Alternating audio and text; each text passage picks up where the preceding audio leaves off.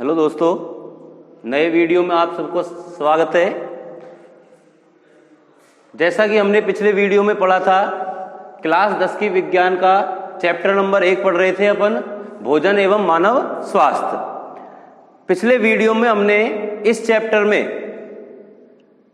कुपोषण के बारे में पढ़ा था, जिसमें अपन ने इसमें पढ़ लिया था प्रोटीन कुपोषण के बारे में, और एक पढ़ा था इसमें अपन ने विटामिन कुपोषण के बारे में कि यदि हमारे भोजन में विटामिन और प्रोटीन्स की कमी हो जाए तो विटामिन और प्रोटीन की कमी से हमारे शरीर पर क्या प्रभाव पड़ता है या कौन कौन से विकार उत्पन्न हो जाते हैं। स्टूडेंट्स, आज के वीडियो में हम पढ़ेंगे खनिज कुपोषण के बारे में। खनिज तत्व, जैसा कि अपन जानते हैं कि खनिज तत्व हमारे भोजन में उपस्थित महत्वपूर्ण घटक या महत्वपूर्ण अवयव होते हैं। ये जो खनिज तत्व होते हैं ये हमारे शरीर के अंदर होने वाली विभिन्न क्रियाओं के संचालन में सहायक होते हैं और हमारे शरीर के अंदर बनने वाले जो विभिन्न घटक हैं उन घटकों के निर्माण के लिए आवश्यक होते हैं। यदि हमारे भोजन में पर्याप्त मात्रा में खनिज तत्व उपस्थित नहीं हो, अन्यथा एक या किसी एक से अधिक खनिज तत्वों की कमी हो जाए तो हमारा जो शरीर होता है उसमें कई विकार उत्पन्न हो जाते हैं, जिसे खनिज कुपोषण कहा जाता है। खनिज कुपोषण किसे कहेंगे भाई?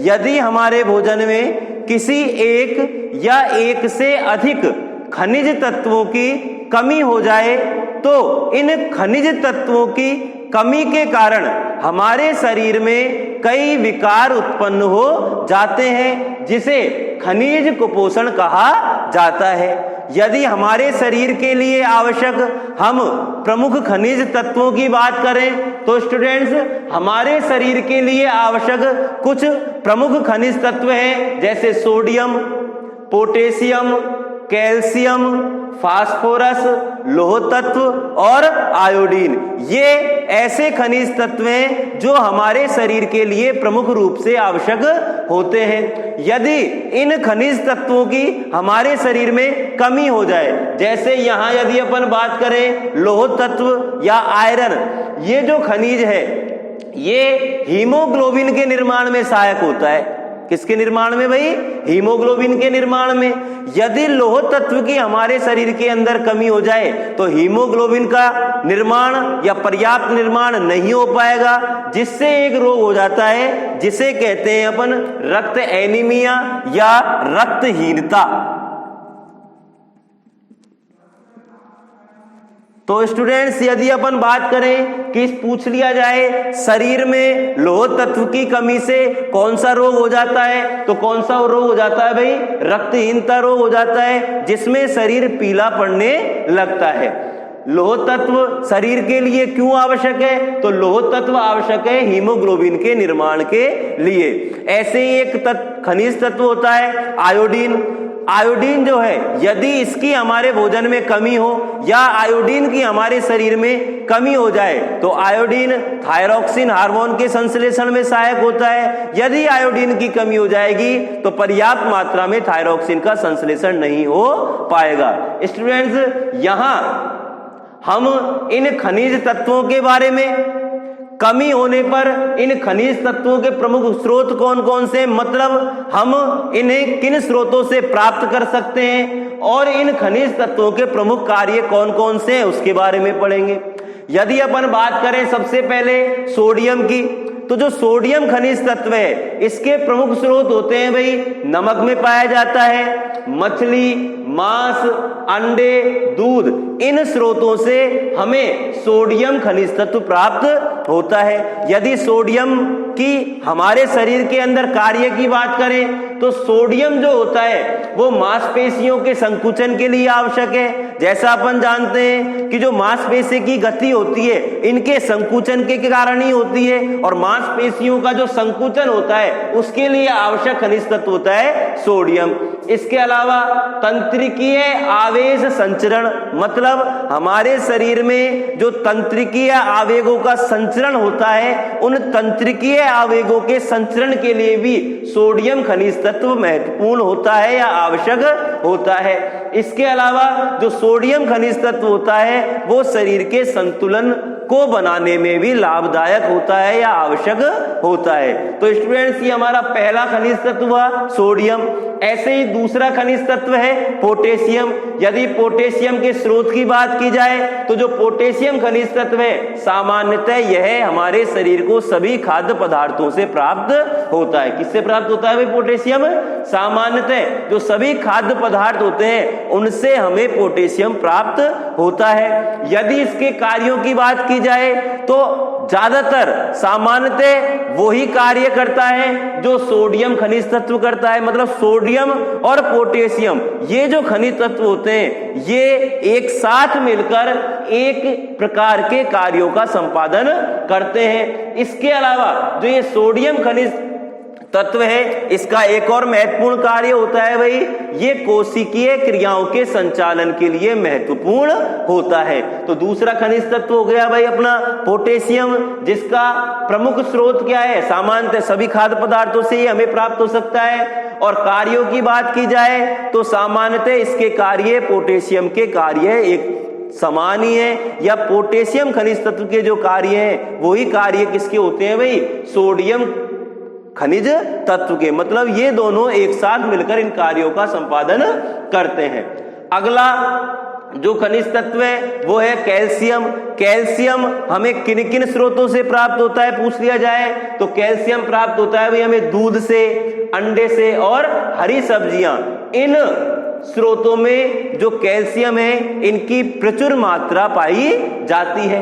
यदि कैल्शियम का हमारे शरीर में कार्य की बात करें तो जो कैल्शियम खनिज तत्व है ये विटामिन डी के साथ मिलकर, कैल्शियम खनिज तत्व किसके साथ मिलकर? विटामिन डी के साथ मिलकर हड्डियों एवं दांतों को मजबूती प्रदान करता है। तो अपना ये तीसरा खनिज तत्व हुआ कैल्शियम। यदि इसके स्रोत पूछ लिए जाएं कि कैल्शियम किन किन स्रोतों से प्राप्त होता है तो ये दूध से प्राप्त होता है, अंडे से प्राप्त होता है और हरी सब्जियों में इनकी प्रचुर मात्रा होती है। कैल्शियम का कार्य पूछ लिया जाए कि कैल्शियम हमारे शरीर में क्यों आवश्यक है या ये क्या कार्य करता है तो कैल्शियम जो है वो विटामिन डी के साथ मिलकर हड्डियों व दांतों को मजबूती प्रदान करने का कार्य करता है। अगला खनिज तत्व है अपना फास्फोरस। फास्फोरस खनिज तत्व की बात की जाए कि फास्फोरस खनिज तत्व हमें किन किन स्रोतों से प्राप्त होता है तो फास्फोरस जो खनिज तत्व है हमें दूध से, हरी सब्जियों से, सूखे मेवों से, बाजरा, यकृत एवं वृक्क, ये जो स्रोत हैं ये किसके स्रोत हैं भाई? फास्फोरस। फास्फोरस जो है हमें इन स्रोतों से प्राप्त होता है। यदि फास्फोरस का कार्य की बात करें फास्फोरस की तो जो फास्फोरस है वो कैल्शियम के साथ मिलकर दांतों व हड्डियों को मजबूती प्रदान करता है। फास्फोरस किसके साथ मिलकर क्या कार्य करता है तो फास्फोरस जो है वो कैल्शियम खनिज तत्व के साथ मिलकर दांतों को और हड्डियों को मजबूती प्रदान करता है। एक और खनिज तत्व है जिसकी अपन उदाहरण में पहले भी चर्चा कर चुके हैं, लौह तत्व की या आयरन की।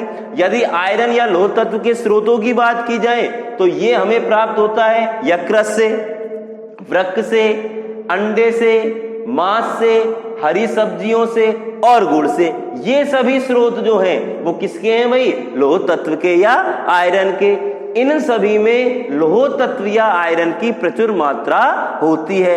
लौह तत्व या आयरन के कार्य के बारे में हम पहले ही बता चुके हैं कि जो ये लौह तत्व होता है वो हमारे रुधिर में हीमोग्लोबिन का जो निर्माण है उसमें सहायक होता है। मतलब हीमोग्लोबिन का जो घटक है वो क्या होता है भाई? आयरन या लौह तत्व होता है। और यदि इसकी कमी हो जाए तो हमने बता दिया था हीमोग्लोबिन की यदि हमारे रक्त में कमी हो जाए तो रक्त एनीमिया या रक्तहीनता रोग हो जाता है और इस रोग में हमारा जो शरीर है वो पीला पड़ने लग जाता है। और लास्ट इसमें जिस खनिज तत्व की बात कर रहे हैं भाई वो है आयोडीन। इसकी भी चर्चा अपन उदाहरण में पहले कर चुके हैं। आयोडीन के यदि अपन स्रोत की बात करें तो आयोडीन नमक से प्राप्त होता है। समुद्री भोजन जिन्हें अपन सी फूड्स कहते हैं समुद्री भोजन से प्राप्त होता है। काला नमक जो होता है उसमें आयोडीन की प्रचुर मात्रा होती है, जलीय मछली और जामुन में भी आयोडीन की प्रचुर मात्रा होती है। तो स्टूडेंट्स ये सभी स्रोत किसके हैं? आयोडीन के। ये सभी स्रोतों से हमें आयोडीन प्राप्त होता है। आयोडीन का कार्य हम बता चुके हैं कि आयोडीन जो होता है वो थायरोक्सिन हार्मोन के संश्लेषण में या थायरोक्सिन हार्मोन के निर्माण में सहायक होता है। यदि हमारे शरीर में आयोडीन की कमी होगी तो थायरोक्सिन हार्मोन का संश्लेषण नहीं हो पाएगा। तो स्टूडेंट्स ये बात कर रहे थे हम यहाँ खनिज कुपोषण की, कि यदि हमारे शरीर में हमारे भोजन में किसी एक या एक से अधिक खनिज तत्वों की कमी हो जाए, लंबे समय तक इसकी कमी रहे, तो हमारे जो शरीर में कई प्रकार के विकार दिखाई देने लगते हैं या विकार उत्पन्न हो जाते हैं, जिसे खनिज कुपोषण कहा जाता है।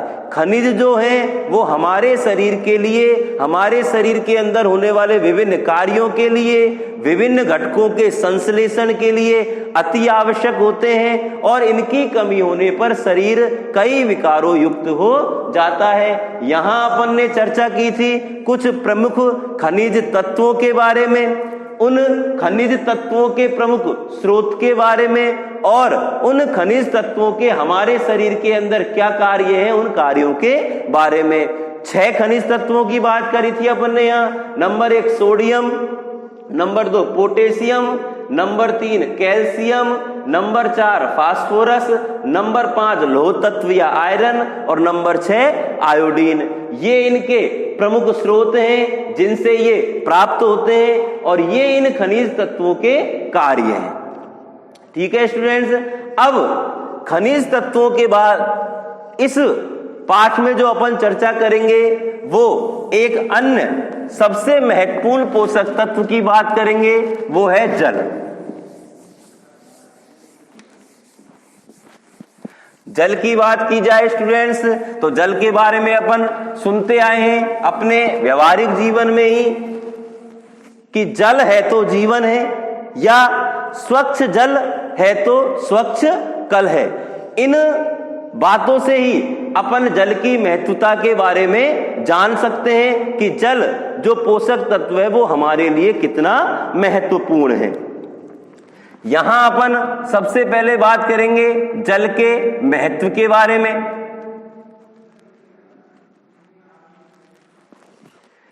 तो जल के महत्व की बात करें तो स्टूडेंट्स सामान्यतः ही अपन जानते हैं कि अपनी जो बॉडी है, अपना जो शरीर है, उसका अधिकांश भाग जो होता है वो जल से ही निर्मित होता है। महत्व की बात करें तो उसके कुछ, वैसे तो महत्व बहुत सारे हैं लेकिन कुछ महत्वों की अपन यहां चर्चा करें तो इसका सबसे पहला जो महत्व, सबसे महत्वपूर्ण जो इसका महत्व है वो ये है कि जो हमारे शरीर में अधिकांश जो उपापचयी क्रियाएं होती हैं या सभी जो उपापचयी क्रियाएं होती हैं वो जलीय माध्यम में ही संपन्न होती है। मतलब इन उपापचयी क्रियाओं के संपन्न होने के लिए जल की पर्याप्त मात्रा की आवश्यकता होती है। नंबर दूसरी चीज, हमारे शरीर में जो ये उपापचयी क्रियाएं संपन्न होती हैं, इन उपापचयी क्रियाओं के कारण शरीर में विभिन्न टॉक्सिन्स या जहरीले पदार्थ निर्मित होते हैं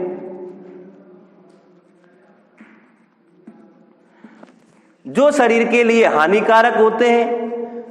पर्याप्त मात्रा में यदि अपन जल का सेवन करते हैं तो जल के द्वारा ही ये टॉक्सिन्स या जहरीले पदार्थ शरीर के बाहर निकाले जाते हैं।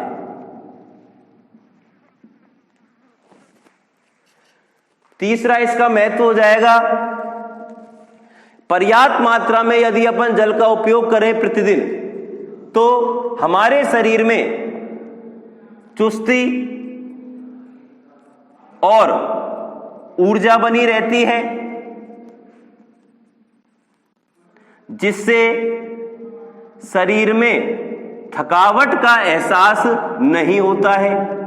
तो ये एक महत्व हो जाएगा भाई कि जल के कारण ही शरीर में क्या बनी रहती है, चुस्ती और ऊर्जा। मतलब यदि अपन पर्याप्त मात्रा में जल का सेवन नहीं कर रहे हैं तो शरीर कैसा रहेगा भाई? सुस्त रहेगा और उसमें ऊर्जा की क्या हो जाएगी? कमी, अर्थात शरीर हमेशा थका थका सा रहेगा। तो पर्याप्त मात्रा में जल का एक महत्व ये हो जाएगा कि चुस्ती और ऊर्जा बनी रहती है। चौथा महत्व, पर्याप्त मात्रा में जब अपन जल का सेवन करते हैं तो जो फाइबर या रेशे होते हैं इनकी पर्याप्त मात्रा शरीर में बनी रहती है। फाइबर्स या रेशों की पर्याप्त मात्रा शरीर में बनी रहती है। और जो ये फाइबर्स या रेशे होते हैं इनकी जब शरीर में पर्याप्त मात्रा होती है तो शरीर की रोग प्रतिरोधक क्षमता अधिक होती है। और शरीर की रोग प्रतिरोधक क्षमता अधिक होगी तो अपन जानते हैं कि हमारा जो शरीर है वो आसानी से बीमार नहीं पड़ता है, रोगग्रस्त नहीं होता है। तो एक इसका महत्व हो जाएगा कि पर्याप्त मात्रा में यदि हम जल का सेवन करते हैं तो फाइबर्स और रेशों की पर्याप्त मात्रा शरीर में बनी रहती है, जिसके कारण जो शरीर की रोग प्रतिरोधक क्षमता है वो कैसी रहती है भाई? उच्च रहती है, जिसके कारण शरीर आसानी से बीमार नहीं होता है। एक और महत्व है इसका कि जितनी भी एलर्जी संबंधी समस्याएं होती हैं, एलर्जी संबंधित समस्याएं, यदि पर्याप्त मात्रा में प्रतिदिन जल का सेवन किया जाए तो अधिकांश एलर्जी संबंधी समस्याएं क्या हो जाती हैं भाई? समाप्त हो जाती हैं। पर्याप्त मात्रा में जल के सेवन से क्या होता है? अधिकांश जो एलर्जी संबंधित समस्याएं होती हैं वो समाप्त हो जाती हैं। इसके अलावा जल के पर्याप्त मात्रा में सेवन करने से फेफड़ों का संक्रमण, आंतों का संक्रमण,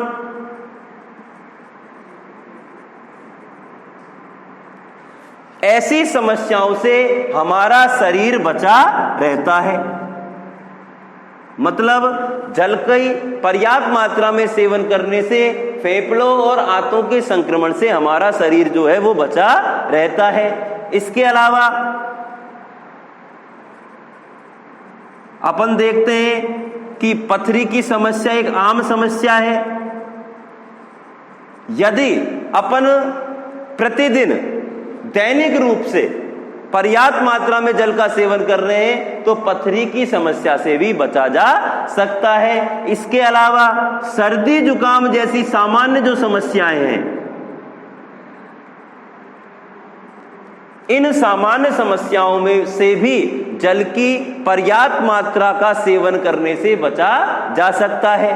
तो ये हमारे जीवन में जल का क्या है भाई? महत्व, कि यदि अपन प्रतिदिन पर्याप्त मात्रा में जल का सेवन करेंगे तो हमारा शरीर विभिन्न प्रकार के संक्रमणों से, विभिन्न प्रकार की एलर्जी से और अन्य विभिन्न प्रकार की समस्याओं से बचा रहता है। जल के महत्व पूछ लिया जाए कि हमारे शरीर के लिए या मानव शरीर के लिए जल के क्या महत्व हैं, लिखिए, तो अपन इन महत्वों को लिख सकते हैं। नंबर 1, हमारे शरीर में होने वाली समस्त उपापचय क्रियाएं कैसे माध्यम में संपन्न होती हैं? जलीय माध्यम में। मतलब उपापचय क्रियाओं के संपन्न होने के लिए किसकी आवश्यकता होती है भाई? जल की आवश्यकता होती है।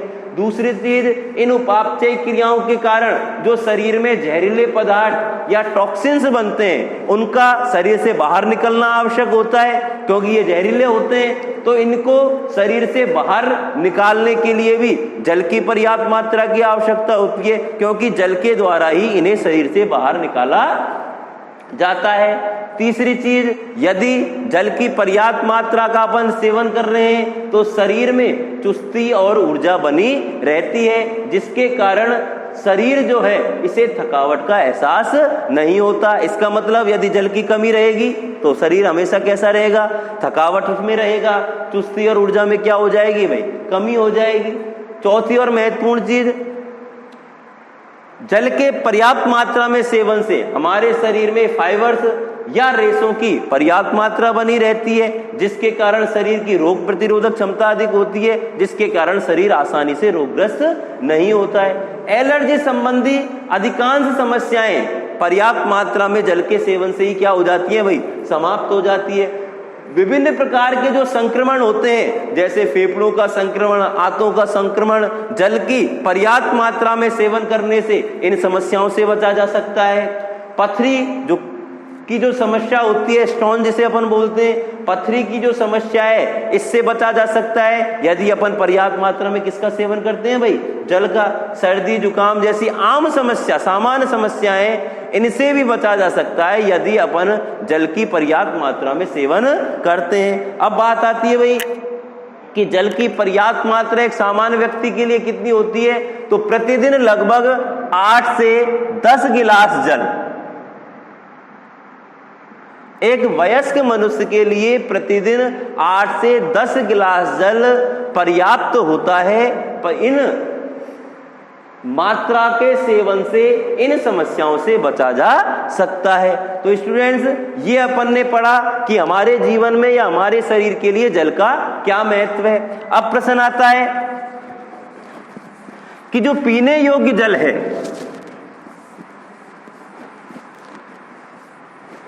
उसमें कौन कौन से गुण होने चाहिए। पीने योग्य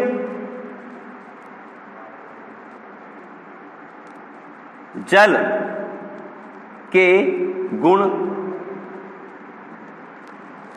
अपन बात करते हैं स्वच्छ जल की या पीने योग्य जल की, तो किसे अपन पीने योग्य जल कह सकते हैं या किसे स्वच्छ जल कह सकते हैं, जिसमें विशेष गुण होते हैं। अब कौन कौन से गुण होने चाहिए यदि अपन बात करें, सबसे पहला गुण, आंखों से दिखने वाले, आंखों से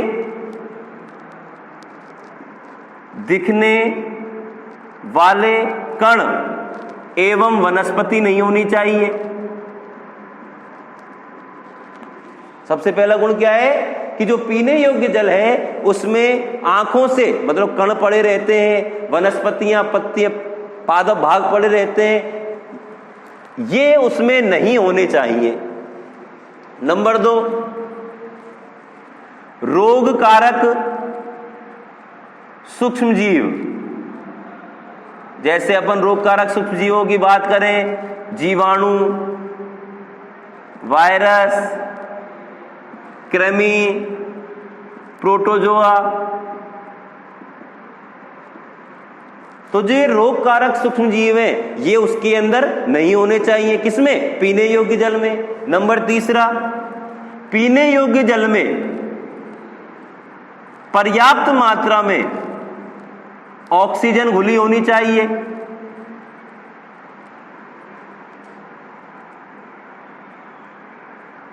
पीने योग्य जल का तीसरा गुण क्या हो जाएगा भाई? पर्याप्त मात्रा में इसमें क्या घुली होनी चाहिए? ऑक्सीजन घुली होनी चाहिए। नंबर 4, पीने योग्य जल का जो पीएच होता है वो कैसा होना चाहिए भाई? संतुलित होना चाहिए। संतुलित होना चाहिए। अपन जानते हैं स्वच्छ जल, अशुद्ध जल या पीने योग्य जल का जो पीएच मान होता है वो लगभग कितना होता है भाई? 7। तो वो पीएच मान कैसा होना चाहिए? संतुलित होना चाहिए। इसके अलावा जो पीने योग्य जल है उसका जो ताप होता है वो भी कैसा होना चाहिए भाई? संतुलित होना चाहिए। मतलब न तो अधिक गर्म और न अधिक ठंडा। तो ये जो है वो पीने योग्य जल के क्या है भाई? गुण। क्योंकि यदि इनकी कमी हो जाए जल में तो वो जल पीने योग्य नहीं रहता, या फिर उसे अपन कह देंगे उसे फिर दूषित जल कहा जाता है। क्या कहा जाता है भाई? उसे दूषित जल। तो पूछ लिया जाए, प्रश्न आ जाए तुम्हारे कि पीने योग्य जल में कौन कौन से गुण होने चाहिए, लिखिए। तो ये पीने योग्य जल के गुण हैं। नंबर 1, आंखों से दिखने वाले कण और वनस्पति नहीं होनी चाहिए। नंबर 2, रोग कारक सूक्ष्म जीव जैसे जीवाणु, वायरस, कृमि, प्रोटोजोआ इसमें उपस्थित नहीं होने चाहिए। नंबर 3, जो पीने योग्य जल है उसमें पर्याप्त मात्रा में ऑक्सीजन घुली होनी चाहिए। नंबर 4, पीने योग्य जल का पीएच मान संतुलित होना चाहिए। और नंबर 5, जो पीने योग्य जल है उसका ताप भी कैसा होना चाहिए भाई? संतुलित। मतलब जल न अधिक ठंडा होना चाहिए और न ही अधिक कैसा होना चाहिए भाई? गर्म। अब बात करते हैं कि मान लो जल में ये चीजें या तो अनुपस्थित हैं, या फिर जो चीजें नहीं होनी चाहिए वो उसमें उपस्थित हैं, तो फिर ऐसे जल को कहा जाता है भाई दूषित जल।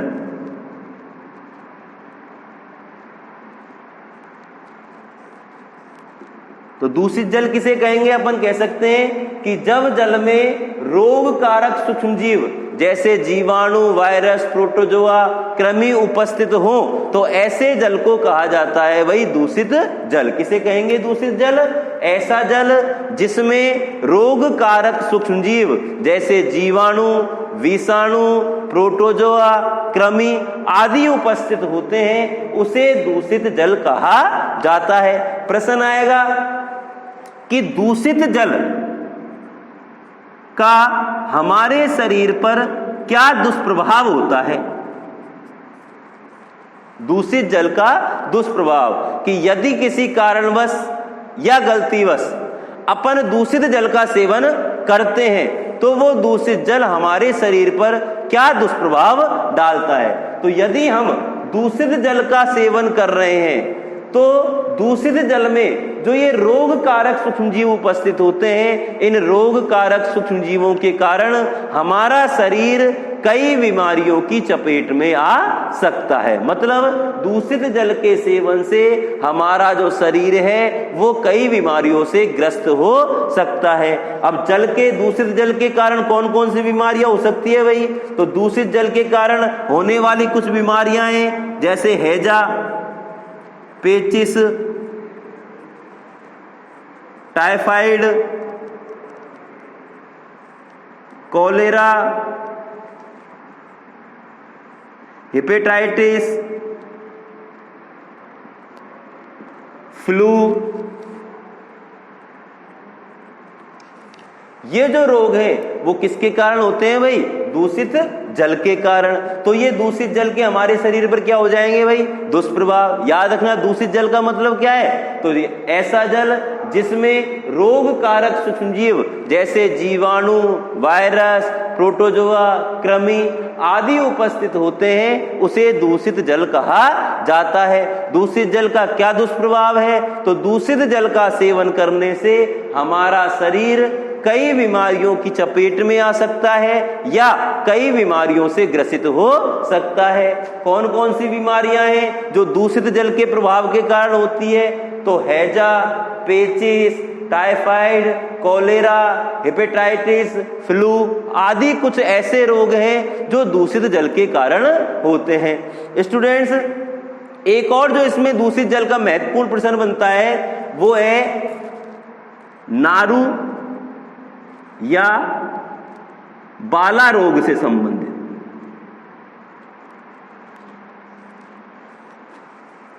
ये नारू या जो बाला रोग है ये भी स्टूडेंट्स दूषित जल के कारण होने वाला रोग है।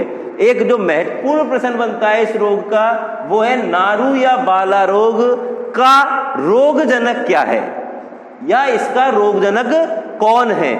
इसके रोगजनक का नाम लिखिए। तो नारू या बाला रोग का रोगजनक है, एक कृमि है ड्रैकनकुलस मेंडिनेंसिस।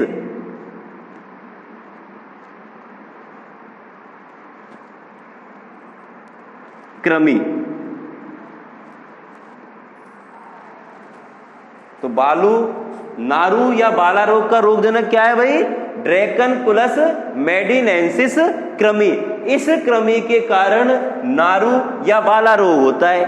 अपने राजस्थान की यदि अपन बात करें तो कुछ समय पहले ये जो नारू या बाला रोग एक महत्वपूर्ण समस्या थी, एक विकट समस्या थी अपने यहाँ। तो इसके उन्मूलन के लिए एक कार्यक्रम चलाया गया था भाई,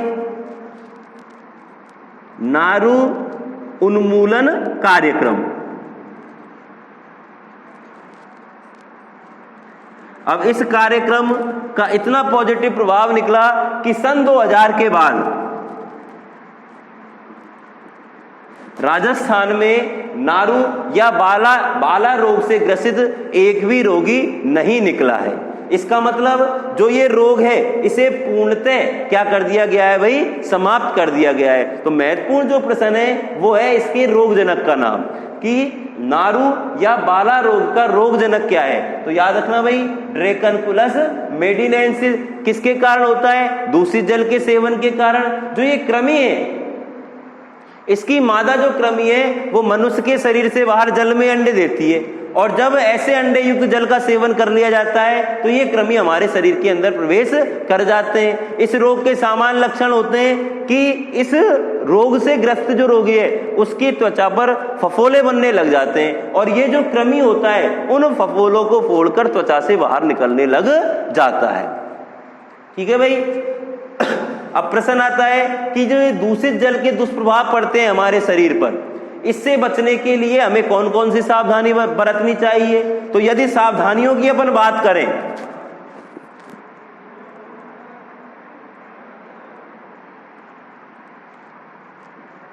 तो चूंकि ये दूषित जल के कारण होते हैं तो सीधी सी बात है, सबसे पहली सावधानी है कि जल जो है उसे छानकर और उबालकर उपयोग में लेना चाहिए।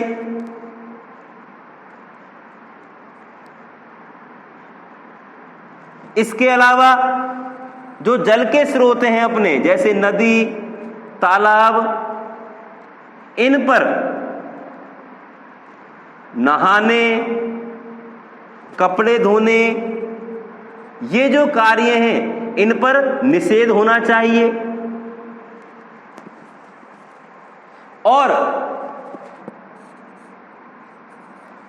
सावधानियां क्या हो जाएंगी भाई, जल को छानकर और उबालकर उपयोग में लेना चाहिए। और इसके अलावा जो अपने जल के स्रोत हैं, नदी, तालाब, इन पर नहाने और जो कपड़े धोने, ये कार्य पूरी तरह क्या होने चाहिए भाई, निषेध होने चाहिए। यदि अपन इन सावधानियों को बरतेंगे तो दूषित जल के कारण जो ये बीमारियां होती हैं, जो ये दुष्प्रभाव होते हैं, इनसे बचा जा सकता है। स्टूडेंट्स, पोषक तत्वों के बाद इस पाठ में अपन अब पढ़ेंगे स्वास्थ्य संबंधी एक समस्या, मोटापा के बारे में। मोटापा सामान्य तौर पर अपन कहते हैं शरीर में अधिक चर्बी का जमा हो जाना। अब ये अनावश्यक या अतिरिक्त चर्बी, जिसे अपन फैट भी बोलते हैं, जब ये शरीर में जमा हो जाती है तो इसके स्वास्थ्य पर, हमारे स्वास्थ्य पर हानिकारक प्रभाव दिखाई देने लगते हैं। इस स्थिति को ही कहा जाता है मोटापा। मोटापा का मतलब क्या है, शरीर में चर्बी या फैट की एक सीमा तक जमा हो जाना जो हमारे स्वास्थ्य पर हानिकारक प्रभाव उत्पन्न करती है, उस स्थिति को मोटापा कहते हैं। सामान्य तौर पर अतिरिक्त चर्बी या फैट का जमा हो जाना जो हमारे शरीर पर, हमारे स्वास्थ्य पर हानिकारक प्रभाव डालती है, उस स्थिति को कहा जाता है मोटापा। यदि अपन बात करें कि जो ये मोटापा है इसे ज्ञात कैसे किया जाता है, इसकी इकाई क्या है, तो मोटापा ज्ञात करने की या मोटापा को दिखाने की जो इकाई होती है वो होती है BMI। B से बनता है भाई यहां बॉडी, M से बनता है मास, और I का मतलब है यहां इंडेक्स। हिंदी में इसे बोलेंगे अपन शरीर भार सूचकांक। तो BMI या शरीर भार सूचकांक इकाई द्वारा मोटापा को दर्शाया जाता है या मोटापा ज्ञात किया जाता है। अब प्रश्न आता है कि ये जो BMI है इसका मतलब क्या है, तो जो ये BMI होती है ये है शरीर का भार और शरीर की लंबाई का अनुपात। स्टूडेंट्स, मोटापा क्या है, शरीर में चर्बी या फैट का उस सीमा तक जमा हो जाना जो हमारे स्वास्थ्य पर हानिकारक प्रभाव उत्पन्न करने लगे, उस स्थिति को मोटापा कहा जाता है। मोटापा ज्ञात करने की इकाई क्या है? मोटापा ज्ञात करने की इकाई है BMI, बॉडी मास इंडेक्स, जिसे हिंदी में बोलते हैं शरीर भार सूचकांक। ये BMI क्या होता है? तो जो BMI इकाई है वो शरीर का कुल भार और शरीर की कुल लंबाई का अनुपात होता है।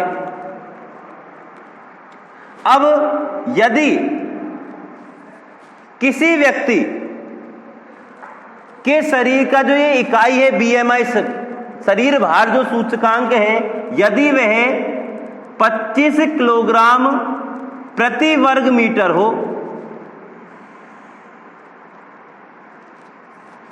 यदि किसी व्यक्ति की BMI इकाई क्या हो भाई?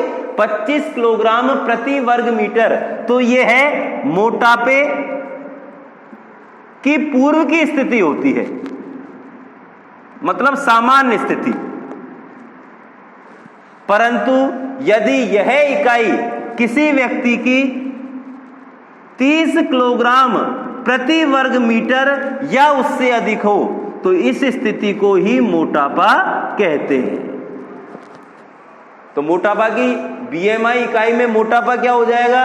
यदि किसी व्यक्ति के शरीर का जो BMI शरीर भार सूचकांक है वो 30 किलोग्राम प्रति वर्ग मीटर है, तो यही क्या है भाई? मोटापा है। और यदि वह इकाई 25 किलोग्राम प्रति वर्ग मीटर के आसपास है, तो यह मोटापे की पूर्व स्थिति होती है।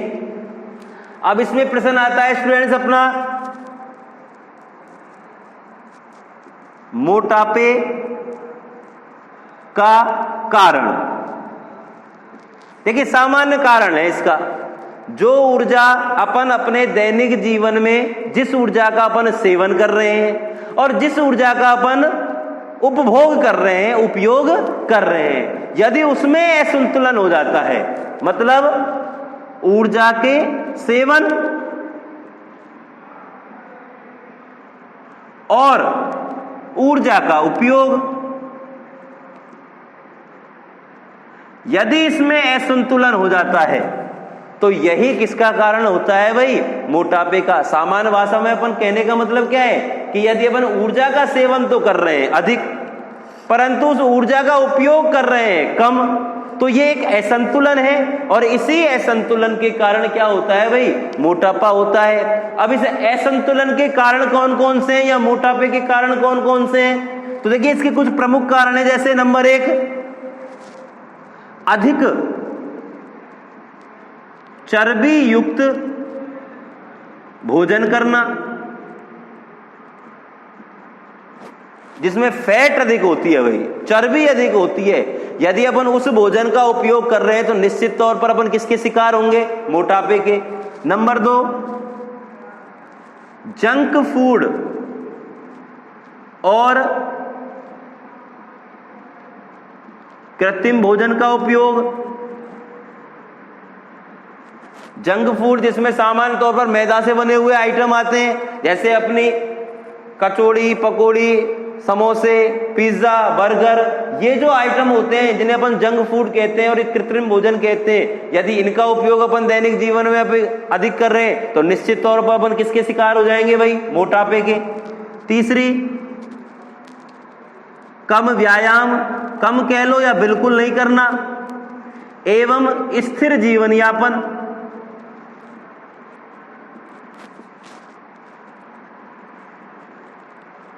यदि अपन अपने दैनिक जीवन में व्यायाम नहीं कर रहे हैं, कम कर रहे हैं, स्थिर जीवन यापन व्यतीत कर रहे हैं, तो निश्चित तौर पर किसके शिकार होंगे भाई? मोटापे के।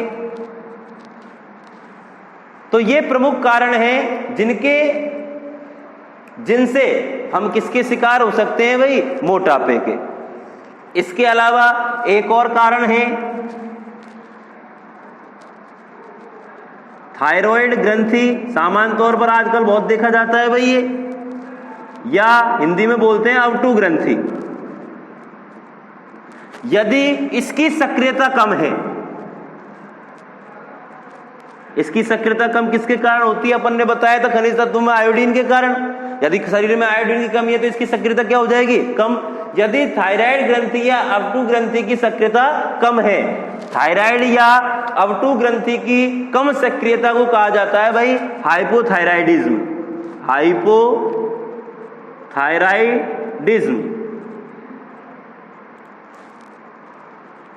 तो यदि अपन हाइपोथायराइडिज्म से ग्रसित है, मतलब अपनी थायराइड ग्रंथि या अवटु ग्रंथि की सक्रियता कम है, तो भी अपन किसके शिकार होंगे भाई? मोटापे के। तो ये प्रमुख कारण है जिनके कारण मोटापा आता है या व्यक्ति मोटापे से ग्रसित हो जाता है। कौन कौन से कारण है? वैसे तो मोटापा, मुख्य रूप से मोटापा क्या है? ऊर्जा का सेवन और ऊर्जा का उपयोग में क्या हो जाना? असंतुलन। कहने का मतलब है कि यदि अपन सेवन ऊर्जा का अधिक कर रहे हैं परंतु इसका उपयोग कम कर रहे हैं, तो एक असंतुलन पैदा हो जाता है ऊर्जा में, और यही किसका कारण होता है भाई? मोटापे का।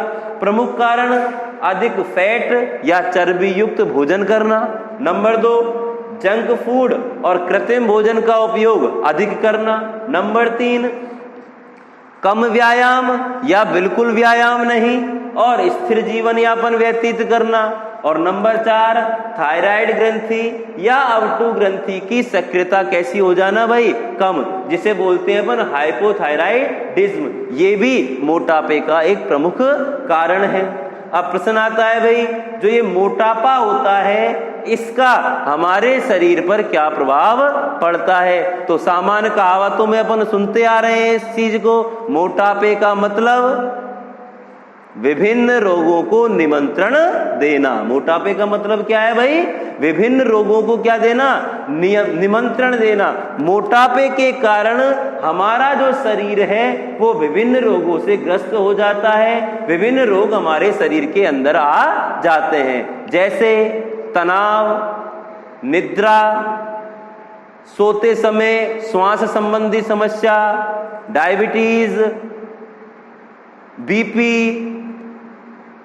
हृदय रोग। ये कुछ ऐसे रोग हैं जिनका मूल कारण क्या है भाई? मोटापा है। तो मोटापा ये हमारे स्वास्थ्य संबंधी एक समस्या है, हमारे स्वास्थ्य संबंधी समस्या है, जिसके कारण हमारा जो शरीर है वो कई रोगों से ग्रसित हो जाता है। तो यहां हो गया भाई मोटापा क्या है, मोटापा ज्ञात कैसे किया जाता है, मोटापे के कारण क्या है और मोटापा के दुष्प्रभाव क्या हैं। तो मोटापा जब शरीर में चर्बी या वसा उस सीमा तक जमा हो जाए जिसके कारण हमारे स्वास्थ्य पर प्रतिकूल या हानिकारक प्रभाव पड़ने लग जाए, तो उस स्थिति को मोटापा कहा जाता है। मोटापा ज्ञात किया जाता है शरीर भार सूचकांक या बीएमआई इकाई से।